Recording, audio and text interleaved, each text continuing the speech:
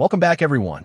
Before we dive in, make sure you drop your thoughts and the lessons you took from this story in the comments. And don't forget to like and subscribe. Let's get into it. My girlfriend said, "I'm going to Tyrell's party. You're not invited. It will be weird."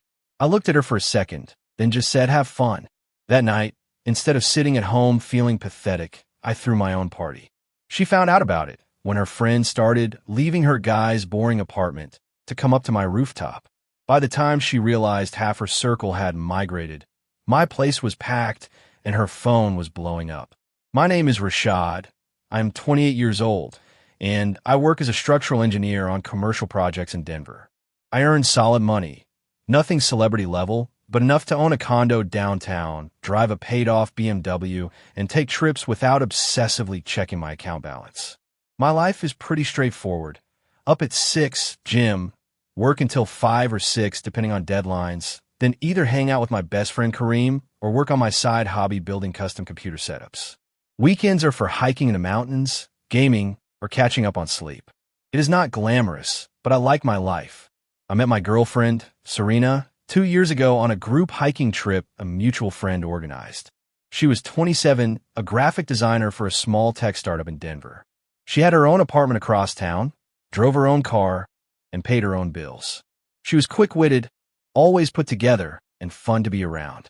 We hit it off on that hike, ended up walking side by side for most of the trail, joking about how the organizer had underestimated the incline and how nobody had packed enough water. After a few more group outings, Serena and I started meeting up one-on-one for coffee, then dinners. Within 3 months, we were officially dating. For the first year and a half, everything felt balanced. She would come to my place for movie nights or dinner. I would go to hers for brunch or to sit on her balcony and watch the city. We split dates and little trips pretty equally. Long weekends in Portland, a road trip to Phoenix, day trips to nearby small towns. We had our own circles of friends, but sometimes merged them for game nights or birthday dinners. It felt like a grown, healthy relationship. 6 months ago, Tyrell showed up in the story. Tyrell was Serena's friend from college who had just moved back to Denver from Austin. He worked as a marketing director for a tech company, drove a new leased BMW, and always wore limited edition sneakers. He was the type of guy who called people chief and big man, had strong opinions about craft sodas, and loved telling stories about his brand partnerships. The first time Serena mentioned him, it sounded harmless. "My friend Tyrell from college is back in town. We are grabbing lunch to catch up," Serena said as she tied her hair back, looking at herself in my hallway mirror. I shrugged. "Nice. Where are you two going?" "Some new spot near downtown," she said. "He knows all the good places. It is not a big deal, just catching up." I remember saying, "Cool, have fun," and meaning it. People reconnect with old friends. It happens. Then I started hearing Tyrell's name more and more. Tyrell says there is a new Mediterranean place we have to try. Tyrell thinks I should ask for a raise. He says designers are underpaid. Tyrell's company just landed this huge client. He has been so busy. Every week, there was a new story about what Tyrell said, Tyrell did, or Tyrell believed. It was like his opinions had become a separate character in our relationship. Kareem noticed it before I admitted it to myself. We were at the gym one Saturday, spotting each other on the bench press. Between sets, I mentioned that Serena had bailed on our usual brunch again. "She is helping Tyrell pick out furniture for his place," I said. Kareem sat up and frowned. "That is like the third weekend in a row she has skipped on you for some Tyrell thing," he said. "They are just friends," I replied, wiping sweat with a towel. "Friends who shop for furniture together 3 weekends in a row." Kareem said, "Come on, man. That is not nothing." Kareem is blunt. We lived together for 2 years after college, and he has never been the type to tell me what I want to hear instead of what I need to hear. He is the one who told me when my last relationship was dying and the one who talked me out of buying a terrible car just because I liked the color. When he raised his eyebrows that day, I felt a little twist in my stomach, but I still brushed it off. Serena and I were making plans to visit her parents in Atlanta. We had talked about maybe moving in together next year. I told myself Tyrell was just a friend. The signs kept piling up. Serena started dressing differently when she was going to see Tyrell.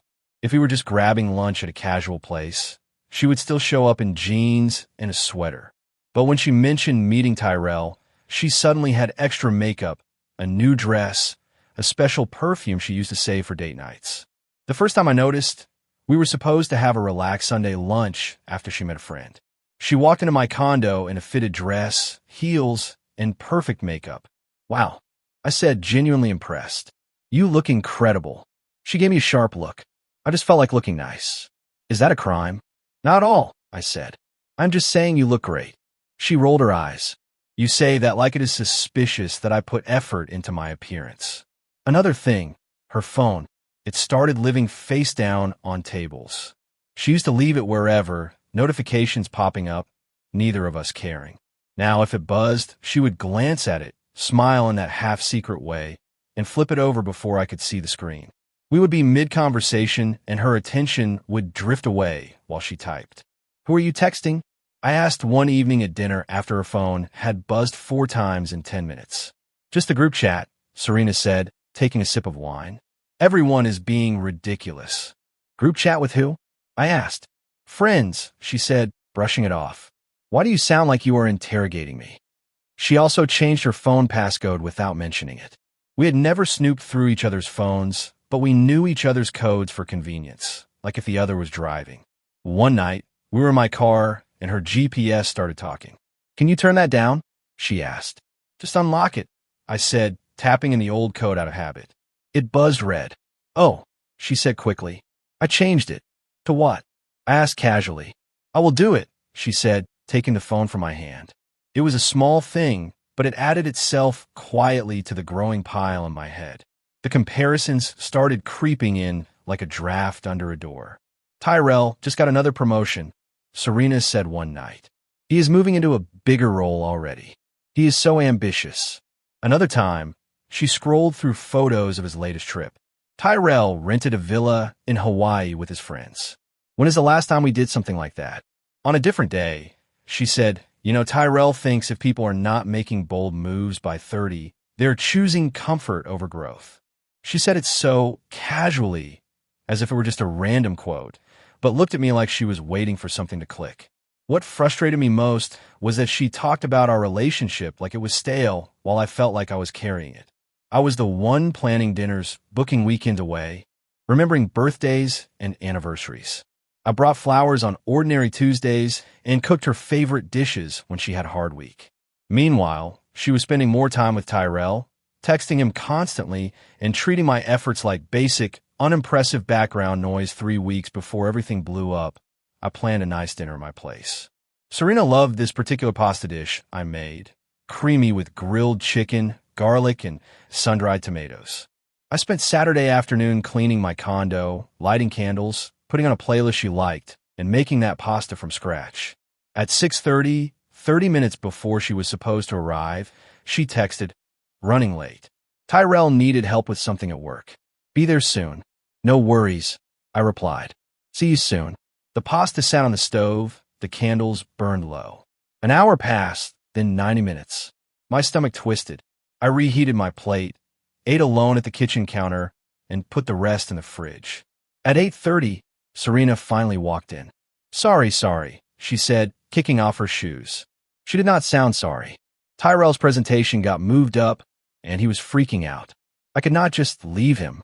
You could have texted more than once in 2 hours, I said calmly. I did not know if you were still coming. She dropped her bag loudly on the chair. I was busy helping. Why are you being so sensitive?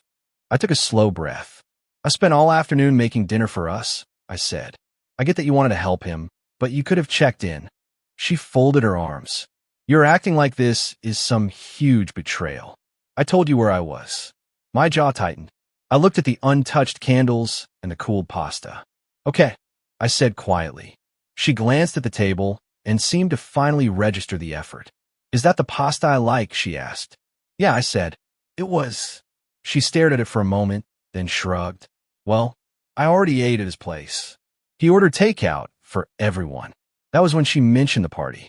Oh, by the way, Serena said, sitting on my couch and picking up her phone. Tyrell is throwing a housewarming party next Saturday. It should be fun.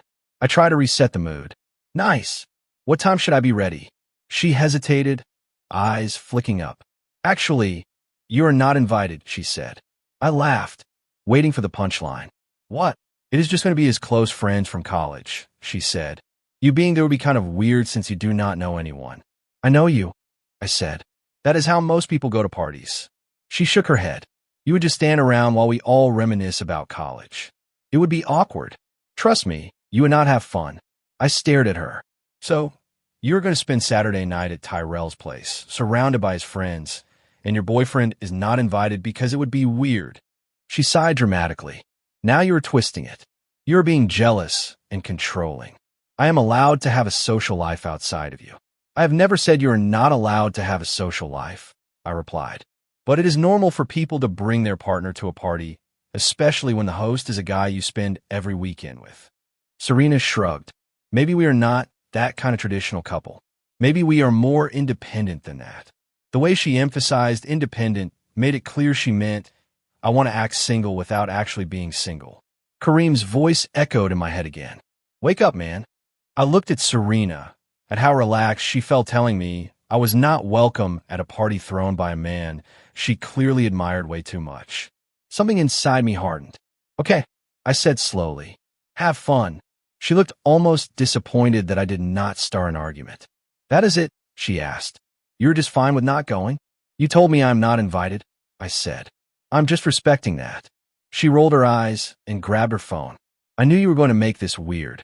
The next morning, while Serena was texting Tyrell about outfits for his party and sending him pictures of dresses, I was sitting at my dining table staring at my calendar. Saturday night was wide open now. I could either sit alone feeling disrespected or do something different. A thought hit me so clearly it almost made me laugh. If I was not welcome at their party, I would throw my own, bigger, better, on my rooftop and open to everyone except them. I called Kareem first. I'm throwing a rooftop party next Saturday, I said. Are you in? What is the occasion? He asked. I could hear weights clanking in the background. My girlfriend is going to her friend's party and told me I am not invited, I said. So, I am throwing one she is not invited to. Kareem was silent for a second. Her what? Long story, I said. You coming? Oh, I'm absolutely coming, he said. And I am inviting half the city. What do you need? Kareem works in commercial real estate and knows everyone, restaurant owners, event managers, bartenders, you name it. I told him, I want this to be the party of next Saturday night. Food, music, the works. He laughed. Say less. Give me a day. Next, I call my friend Dante, who DJs on weekends. You free next Saturday? I asked. For you? Yeah, Dante said. Where is the gig? My building rooftop, I said. It is just a party, but I will pay your normal rate. Dante whistled. So we're doing this properly. I like it. My building has a rooftop deck residents can reserve. Outdoor kitchen, fire pit, couches, string lights, and a view of the Denver skyline that still makes me pause sometimes. I had always thought it was underused. At lunch, I went to the front desk. Is the rooftop free next Saturday evening? I asked. The manager checked the schedule. It is open after 4. Book me from 6 to midnight, I said. The reservation cost $200. It felt like a good investment. That afternoon, I started sending out messages. Not a desperate mass blast, but confident invitations. Hey, I am hosting a rooftop party at my place Saturday. Food, music, views. Come through if you are free. Bring whoever. I sent it to my coworkers, gym friends, some people from my gaming group, and a few neighbors I actually talked to. Replies came in quickly. I am in. That sounds amazing. Rooftop? Say less. Kareem called me that night, sounding energized. I talked to my client who owns that catering company, he said. He will do appetizers at cost, sliders, skewers, finger food. I have a connection in beverage distribution who can get us drinks at a discount. Also, Sierra says she will help decorate. Who is Sierra? I asked. You met her at that networking event, Kareem said. My girl, event planner. She is about to turn your rooftop into a magazine spread. By Wednesday, the guest list had exploded. Kareem had told some people from his office and a couple of his clients. My coworker Gabrielle from the office asked if she could bring her volleyball teammates. They love rooftop vibes, she said. Absolutely, I replied. The RSVP count climbed past 70 by midweek, and crossed 100 by Friday. Every time my phone buzzed, it was another "Can I bring 2 friends?" or "Do you still have room?" The answer was yes. The roof was big, and I was committed. During the week, Serena was so wrapped up in Tyrell's party that she barely noticed what I was doing. She stopped by my place one evening with shopping bags. "I need you to be honest," she said, pulling out 2 outfits. "Which dress do you think Tyrell will like? More? Be real." That sentence stabbed more than I wanted to admit. I still played it cool. I pointed at the black dress. "That one," I said calmly. "It looks good." "You think so?" she asked, turning to the side in my mirror. He said the party theme is sophisticated casual. I want to look like I belong in his world, you know? I forced a smile. "Sure." On Friday night, Serena stayed over at my place. We ordered takeout and put on a movie. She was half watching, half texting. Her phone lit up with Tyrell's name more than once. She grinned at the screen, thumbs moving fast. "You two talking about tomorrow?" I asked, keeping my voice neutral. "Just finalizing stuff," she said. "He wants to make sure the playlist is right. You know how he is about vibes." "Have fun," I said again. She gave me a searching look. "You are really okay with me going solo?" "You made it clear I am not invited," I said. "I am not going to beg to attend another man's party." She stared at me a second longer, then looked back at her phone. "You could still ask," Serena said quietly after a moment. "Tyrell might be fine with it."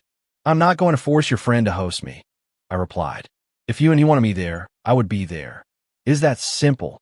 She frowned. "You are being dramatic." "No," I said.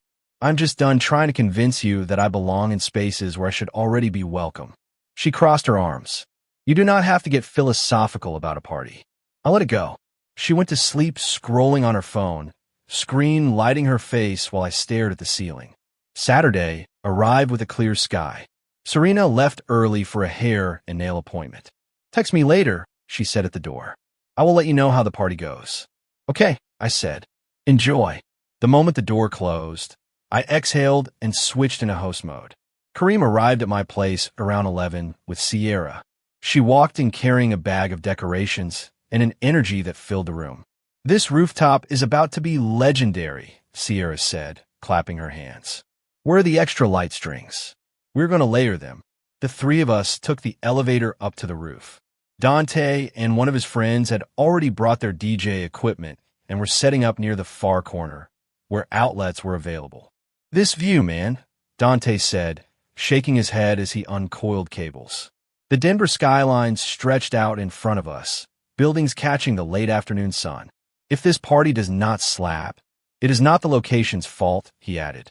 The catering company arrived with trays of sliders, chicken skewers, spring rolls, and meatballs that smelled like every good decision I had ever made. We set them up along the outdoor kitchen counter.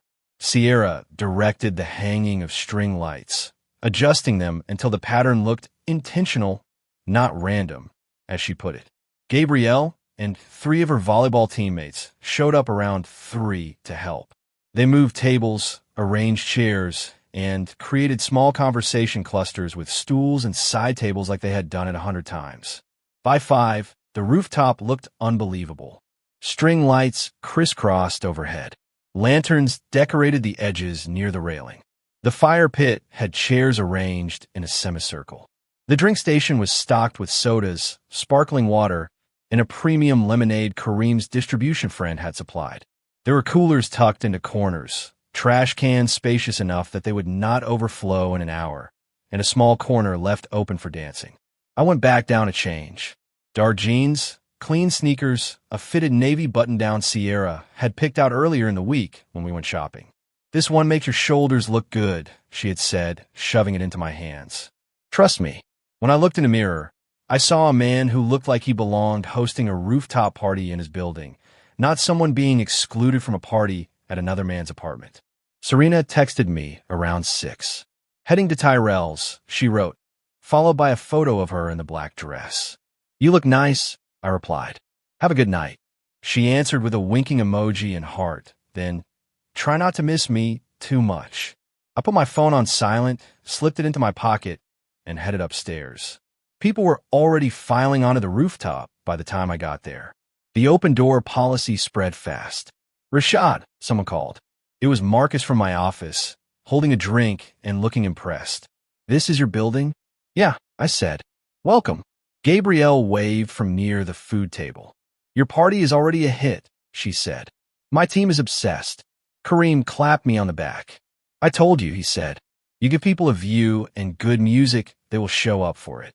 By 6:30, the rooftop was buzzing. Dante found the perfect volume, loud enough to keep energy up, but not so loud we had to scream. People gathered near the railing for photos with the skyline. Small groups formed around the food, the fire pit, and the bar area. I kept walking around, checking in with guests, asking if they had what they needed, refilling drinks, and making sure everything stayed smooth. The vibe felt different from anything I had hosted before. People were genuinely having a good time, not just standing around nursing drinks. Gabrielle's volleyball friends started a casual game of tossing a ball in the corner, somehow not knocking anything over. Folks from my office mingled with Kareem's real estate contacts and my neighbors. The party took on a life of its own. Around 7:15, Sierra walked up with a grin. "You need to know something," she said. "What?" I asked. "Half of Serena's friend group just showed up," she said, tilting her head toward the entrance. I followed her gaze. Sure enough, Morgan, one of Serena's closest friends, was taking selfies by the railing with two other women I recognized from Serena's social media. Taryn stood near the food, loading a plate. Alexis was already deep in conversation with one of Kareem's clients. "How did they even find out?" I asked. Sierra looked smug.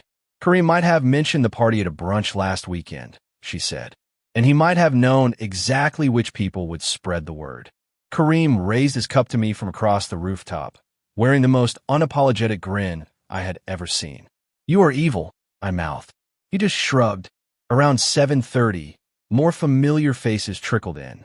Asia, another one of Serena's friends, walked in with two colleagues from her office. One of Serena's yoga friends appeared. I counted at least 10 people who I knew were supposed to be at Tyrell's party. They arrived looking half guilty, half excited, and within minutes they were absorbed into my crowd, laughing and taking photos. "This party is incredible," Morgan said as she poured herself a drink. "Way better than Tyrell's." "You came from his place?" I asked. "Yeah," she said, rolling her eyes. "We were there for maybe 20 minutes. It was cramped, no food besides chips, and he was playing music from his laptop speakers. No offense to him, but felt like a study group, not a party." She gestured at the rooftop. "Then we saw everyone's stories from here and decided to relocate. I think Serena is going to lose it when she realizes where we are." My phone buzzed in my pocket, but I ignored it. I poured someone lemonade, introduced two guests who worked in similar fields, and helped Dante run an extension cord. Every time I glanced up, I saw more people arriving, drawn by the view and the energy and the word rooftop in a text message somewhere.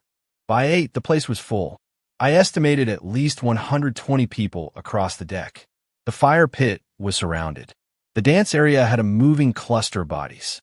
The food trays still had enough for everyone, but the catering staff had that pleasantly overwhelmed look that says, "This is a good crowd." The lights overhead made everything glow like one of those cinematic scenes you see in movies. "Do you realize you have a small fan club?" Gabrielle said, pulling me aside near the drink table. "What are you talking about?" I asked. She nodded toward a group of women near the railing. "They keep asking about you, what you do, if this is really your building, if you're single. It is intense." I glanced over and recognized several of Serena's extended friends, the ones I had met only once. They were definitely looking my way, whispering to each other. Asia broke away from the group and walked over. "Great party," she said, touching the rim of her cup to mine in a little toast. "I am Asia. We met briefly at Serena's birthday." "Yeah, I remember," I said. "I'm surprised to see you here. I thought you were at Tyrell's party." She waved a hand dismissively. "That party was dead," she said. "This is way better. Real food, actual music, space to breathe. Also, I did not know you through events like this. Serena always made you sound quieter." Taryn appeared on my other side, balancing a plate. "I've been looking for you all night," she said. "I just wanted to say this setup is amazing. Did you plan it all yourself?" "I had a lot of help," I said. "Friends came through." "Still," she said, "it takes a certain type of person to host something like this. You have been checking on everyone, making sure people are comfortable. That is impressive. Alexis joined the semicircle, laughing. We were literally just saying Serena seriously undersold you. She always acted like you were boring, but this might be the best party we have been to in months. The attention felt strange, almost surreal. Part of me wanted to step back. Another part could not ignore the irony. Serena had spent months telling these same friends that I was dull and unambitious, and now they were standing in front of me, complimenting my hosting, my job, my apartment. Before I could respond, Kareem materialized. "I am stealing him," he said, grabbing my shoulder. "Host duties." He pulled me away with a quick, "Talk later, ladies," over his shoulder. We stepped into a quieter corner near the grill. "You are welcome," Kareem said. "For what?" I asked. "For playing wingman all night," he said. "Half the women here have asked about you. I keep telling them you are an engineer, own your place, and built this whole thing in a week. They cannot believe Serena ever talked like you were some boring background character." I shook my head. "That is not why I threw this party," I said. "I just did not want to sit at home feeling sorry for myself." "Exactly," Kareem said. "And look at you now." My phone vibrated yet again. I finally pulled it out. There were 15 missed calls from Serena and over 20 messages. "Why are Morgan and Taryn posting from a rooftop party?" one said. "Is that your building?" Another read. "Did you throw a party the same night as Tyrell's?" "Everyone is leaving his place to go to yours." "This is embarrassing." "Answer your phone." "Rashad, pick up." The texts stacked one after another, some angry, some panicked. "Oh, this is going to be good," Sierra said when she saw the screen. I shook my head. "It is messy," I said. "She is mad because people left Tyrell's place for mine." Kareem laughed under his breath. "That is not your problem," he said. "Tyrell threw a weak party. You did not." The phone buzzed again with an incoming call. I stepped away from the speakers and answered. "Hello, where are you?" Serena demanded, her voice high and sharp. I looked around at the rooftop behind me. "At home," I said. "At my party." "You threw a party tonight?" she snapped. "The same night as Tyrell's?" "Yes," I said. "You told me I was not invited to his, so I made my own plans." "This is petty, Rashad," Serena said. "You did this to sabotage his party." I leaned against the railing and watched Dante cue up another song. "No," I said calmly. "I threw a party. People chose where they wanted to be. That is it. All my friends left," she said, her voice cracking. "Jake," she caught herself, then corrected, "Tyrell is asking why my boyfriend threw a competing party and why everyone ditched his. Do you know how humiliating this is? Sounds like your friends preferred my rooftop to his chips and laptop speakers." I said. "That is not on me." "You are being a jerk," Serena said. "You could have just stayed home." "I did stay home," I replied, "and I invited people over." Again, I did not drag anyone out of his apartment. I could hear muffled voices in the background, then Tyrell's voice. "Ask him if we can come there," he said. Serena took a breath. "Tyrell wants to know if he can come to your party since everyone else is there." I looked around at the crowded, happy rooftop, then out at the city beyond. "No," I said. "He is not invited." "This is childish," Serena said. "You are acting like a jealous teenager." "I am acting like a man who respects himself," I replied. "You told me your boyfriend being at that man's party would be weird. He does not get to walk into mine now that is flop." There was a pause. When she spoke again, her tone was lower. "This is not about Tyrell," Serena said. "This is about you being insecure." "Really?" I said. "Because from where I'm standing, this is about you telling me I am not welcome around your male friend, ditching me for him repeatedly, then getting upset when people choose to come to my party instead of his. You are mad that reality did not match the story you have been telling." "What story?" she asked. "The one where I am boring and Tyrell is exciting," I said. "The one you have been selling to your friends for months." Funny how quickly that crumbles when people actually see me in my own space. "You are twisting everything," Serena said. "You know I do not have a crush on him." I laughed once softly. "You talk about him constantly, dress up every time you see him, stay late at his place, and do not want me at his party," I said. "If that is not a crush, then I do not know what is." "I am done with this conversation," Serena snapped. "You should not have thrown that party." "Serena," I said, suddenly tired. "I'm having a good night with people who actually want to be around me." You can either stay at Tyrell's and enjoy what is left of his party, or go home. Either way, my night is not about you. She sucked in a breath. You will regret this, she said. We will see, I replied. Then I hung up, turned my phone off, and slid it into my pocket. While I walked back toward the center of the rooftop, Kareem handed me a drink. How did that go? He asked. As well as it was ever going to, I said. She is furious. Good, he said. Maybe she will finally realize she cannot play both sides forever. Dante switched tracks, and a cheer went up as he dropped an old favorite song everyone knew the words to. People started singing along, arms around each other. I found myself laughing with them, the knot in my chest loosening. As the night went on, the party somehow got better. Dante blended throwbacks with current hits so smoothly that it felt like one continuous playlist. People drifted between dancing, talking, and sitting by the fire. The city lights glittered in the distance. A few times, someone asked where Serena was, and I just said she had other plans. No one pushed. Eventually, the crowd started to thin. Around 11:30, some people called rideshares, waving and thanking me as they left. Best night of the year, Gabrielle said as she hugged me. Do this again. This was amazing, Morgan added.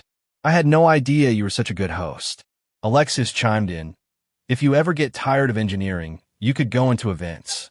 By midnight, there were maybe 20 people left, finishing drinks and lingering conversations. Dante turned the music down to a softer level. He began packing up his equipment. That was one of my favorite gigs, he said. You just advertised my services to half the city. I owe you. You earned it, I told him. You made the night.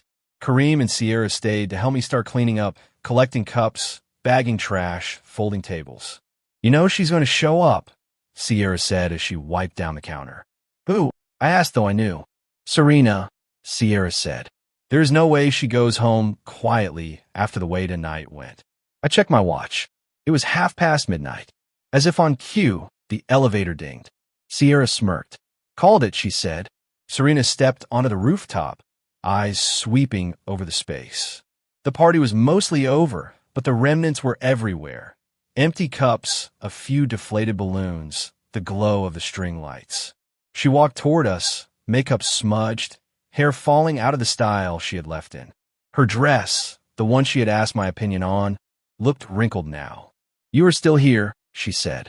I live here, I replied, stacking chairs. Of course I am. Everyone is talking about this party, Serena said.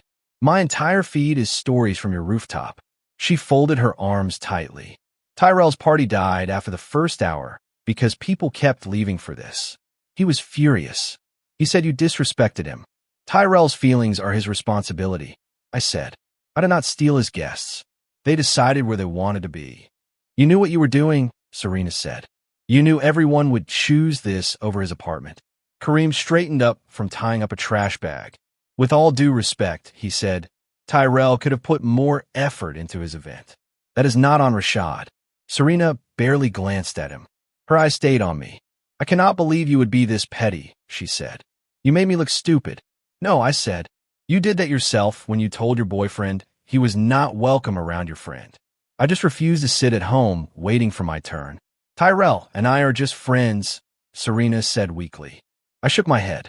If that were true, I said, you would not be this upset about his party failing. You would be more concerned about the fact that your relationship is falling apart. She opened her mouth, closed it, opened it again. I came here to talk, she said. To fix this. We will talk, I said. Tomorrow, when there is no party and no Tyrell on your mind. Tonight, I am finishing cleanup and going to bed. You cannot just decide when we talk about our relationship, Serena said. I can decide when I am willing to have that conversation, I replied. And right now, I am not standing here while you accuse me of ruining your friend's night, when all I did was finally value my own. She stared at me like she did not recognize me. You have changed, she whispered. Maybe I have, I said. Or maybe I just stopped pretending that being treated like an afterthought is normal. Serena looked at Sierra and Kareem as if expecting backup. They both kept quiet. Fine, she said at last. I will go. But tomorrow, you're going to hear me out. We will see, I said. She huffed, turned on her heel, and walked back to the elevator. The doors closed behind her with a soft chime. Kareem let out a breath. That was intense, he said. You handled it better than I would have. I'm just tired, I said honestly. Tired of feeling like I am competing with another man for my own girlfriend's attention. We finished cleaning up and went downstairs. Kareem and Sierra said good night at my door. You deserve better than whatever that was, Sierra said. And tonight proved it. After they left, I showered, crawled into bed, and stared at the ceiling. For the first time in a long time, despite the drama, I felt oddly at peace. I had done something for myself and let the outcome be whatever it was. The next morning, I turned my phone back on. Notifications exploded. People had tagged me in photos and videos all night. Clips of the skyline at sunset, the dance floor, the fire pit, Dante behind the turntables. My inbox was full of messages. Thank you for last night. That was incredible. Invite me to the next one. It looked like a professional event, not something I pulled together in a week. More interesting were the messages from Serena's friends. Asia wrote, last night was so fun. I wanted to apologize for some of the stuff Serena has said about you. After actually seeing you in your element, it is clear she was not giving the full picture. Morgan texted, I have been telling Serena for months she was taking you for granted. Last night proved it. You're kind, organized, and clearly know how to bring people together. Alexis sent a longer one. I hope this is not weird, but I gave your number to my friend Chantel. She thought you were really thoughtful and wanted to know if you're single.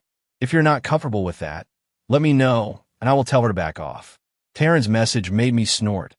When you and Serena officially break up, and you should call me. I'm serious. Coffee on me. Even Stephanie, who had known Serena longest, chimed in. I have to be honest, she wrote. Serena has been complaining about you being boring and too focused on your job for months. Last night made it obvious that was not true. You are actually steady in a good way. She's chasing chaos. I'm sorry you got dragged into it. I stared at the screen, feeling a strange mix of validation and sadness. There were no messages from Serena. I made breakfast, fed myself, let the sunlight soak in my living room, and thought about everything that had led here. The lunches with Tyrell, the change passcode, the comparisons, the party I was not welcome at. Kareem came over that afternoon with leftover pizza and a grin. So, he said, dropping onto my couch, what now? I think I'm done, I said. With Serena. Last night just confirmed it. Kareem nodded slowly. You held on longer than most people would have, he said. But you cannot be the safety net while she chases somebody else. That is not love. That is convenience. I know, I said. Part of me already knew months ago. I just did not want to admit it. Then say it out loud. Kareem said, say you are done. I took a breath. I am done, I said. The words felt heavy and right at the same time. Good, Kareem said.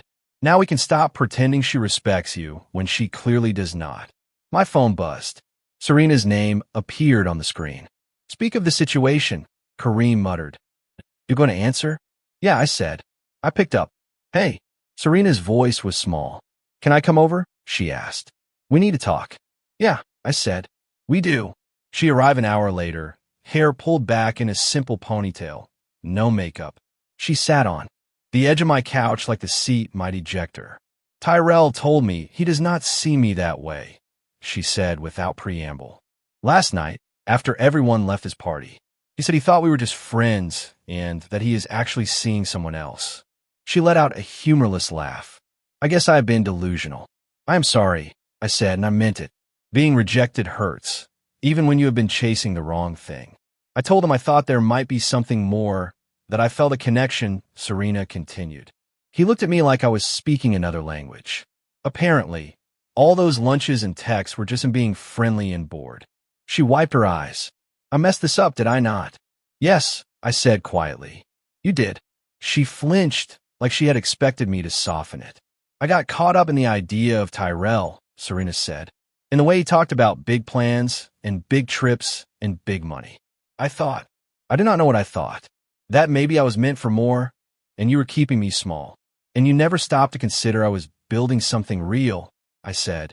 A career, a life, stability, all the things you said you wanted when we started dating. I know, she whispered. Can we fix it? She asked, finally looking straight at me. I thought of the party she had not wanted me at. The time she rolled her eyes when I talked about work. The way her friends seemed shocked that I was not the boring guy she had described.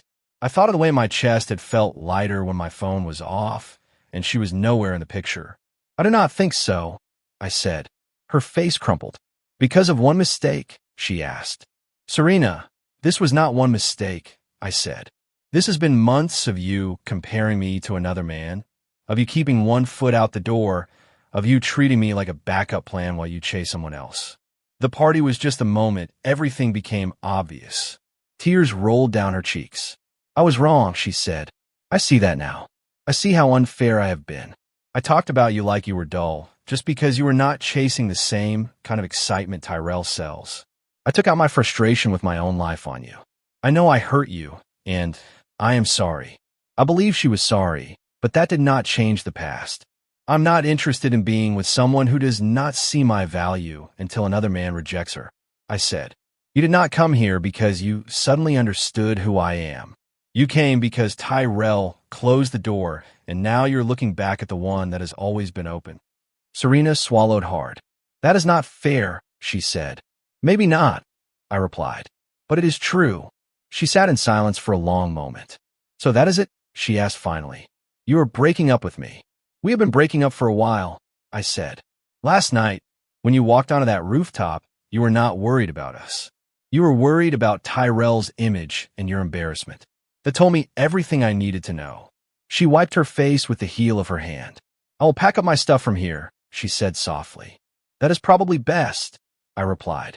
Serena stood and walked to the bedroom, retrieving the few clothes she kept in a drawer, her toothbrush from the bathroom, a charger from the nightstand.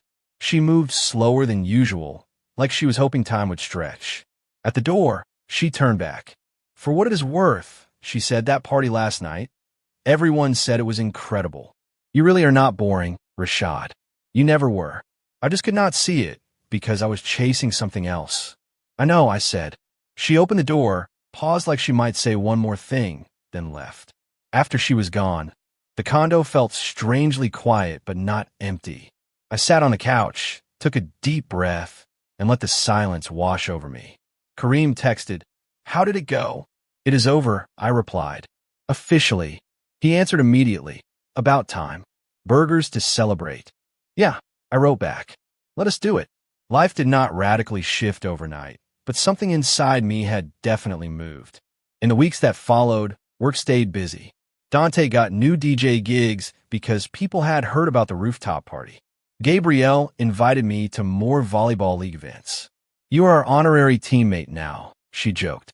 My name came up in conversations as the guy who threw that party, and every time it did, it reminded me that I did not have to shrink to make someone else feel like the star. One afternoon, about 3 weeks later, I was at the grocery store grabbing a few things when I saw Serena at the end of the aisle. Tyrell was with her, leaning on the cart, talking about something on his phone. They looked fine, not romantic, not obviously miserable, just two people moving through their lives. Serena saw me, and all the color drained from her face. "Hi," she said when we got close enough that ignoring each other would have been ridiculous. "Hey," I replied. "How are you?" "We are good," she said quickly. "Tyrell and I are actually together now." Tyrell shifted awkwardly, offering a stiff nod. "That is great," I said, and I meant it. If that was what she wanted, she could have it. "I'm happy for you." Tyrell cleared his throat. "About the whole party thing," he started. "It is done," I said. "It was one night. No hard feelings." He looked relieved. "Cool," he said. "Good seeing you, man." "You too," I said. I pushed my cart past them and did not look back. Later, through the grapevine, I heard they broke up 6 weeks later. Apparently, Tyrell was exactly as unreliable as everyone suspected. But by then, it was just another piece of information, not something that touched me. A few days after that grocery run, Chantel, the friend Alexis had mentioned, texted me. "Hey, this is Chantel. I hope it is okay that I reached out. Alexis said you might be open to grabbing coffee sometime." We met at a quiet cafe near the park. She was a physical therapist, had her own place, her own routines, her own ambitions. When I told her about my job, she asked genuine questions about the projects, not about how I compare to anyone else. As we walked through the park after coffee, she said, "I heard about your rooftop party. People are still talking about it." I laughed. "I'm starting to think that it's going to follow me around for a while." "There are worse things to be known for," she said, smiling. "It means you know how to create good spaces. Not everyone does." We kept walking, talking about everything from work to family to our favorite neighborhoods in the city. I'm not going to pretend the party magically solved everything in my life, but it did mark a line in the sand. Before that night, I spent a lot of time trying to earn approval from someone who had already decided I was not enough. After that night, I realized I did not need that approval. All I needed was to stop asking for a seat at the wrong table and build my own. And if other people wanted to get up and walk over, that was their choice. If you enjoyed this story, please like, comment, and share this video with your friends. Subscribe and turn on the notification bell so you never miss a powerful story drop.